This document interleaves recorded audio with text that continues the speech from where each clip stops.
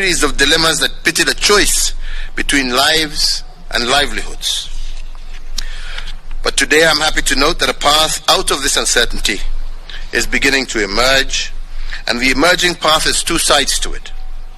The first is a challenge, and the second is an opportunity that has a promise. So let me begin with the path that is a challenge. For the last 15 months, our efforts of fighting this pandemic can only be described as containment seesaw.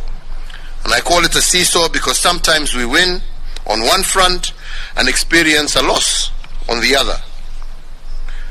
For instance, the highest positivity rate this year was at 26.6% in the fourth week of March 2021. This forced us to zone out and lock down the COVID hotspots of Nairobi, Kajiado, Kiambu, Nakuru, and Machakos. These counties at the time accounted for 70% of all COVID-positive new cases. The lockdown brought the positivity rate down to 7.8% in May of this year, and as we ease the lockdown measures in the 5 zoned counties, the western region of our country and the neighboring Republic of Uganda experienced a new wave.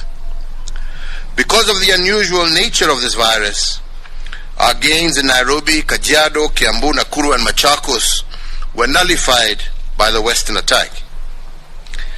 Now Busia, Kakamega, Nyamira, Kisii, Migori, Siaya, Homa Bay, Kisumu, Trans Nzoia, Bungoma, Bomet, Vihiga, and Kericho are on heightened containment measures from the 17th of June of this year.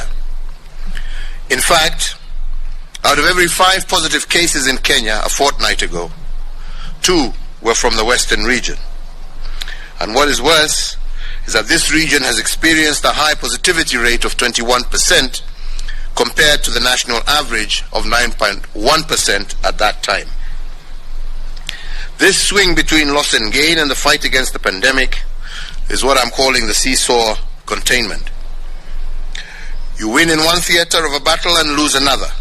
And by default, this swing has created some form of survival instinct in our population. The fight against COVID is both a social as well as a health challenge. And as such, we aspire for herd immunity in the health arena. And we seem to have built what psychological experts called herd instinct in the social arena. We seem to have built a national consensus on what we must do to defeat this pandemic, and I believe it is steadily working. Fellow Kenyans, the second path out of the COVID fog for Kenya is an opportunity with a promise. When we reported the first case of COVID-19 more than 15 months ago, the idea of a vaccine was nowhere in our minds. 1 year later, in March 2021, we were able to roll out a national vaccine deployment plan, and our strategy was to vaccinate 10 million adults by June of this year and approximately 16 million by June of 2023. But inspired by acceleration doctrine, which is about constantly increasing the speed of achieving our goal, we revised our vaccine plan, and instead of vaccinating 10 million adults by June of 2022, we expect that we will vaccinate the entire adult population of Kenya, which is 26 million people, by the end of this year. In fact, by Christmas of this year, we intend to have vaccinated over 10 million adults, according to our experts, and we will have built a capacity to vaccinate 150,000 people every day as of August of 2021. And this accelerated plan will be aided by a few swift, bold actions and programs. For instance, we have already ordered 10 million vaccines from Johnson & Johnson, with the first consignment arriving in Kenya in August of 2021. But in the process of negotiating with this company, we also have managed to get a lower price.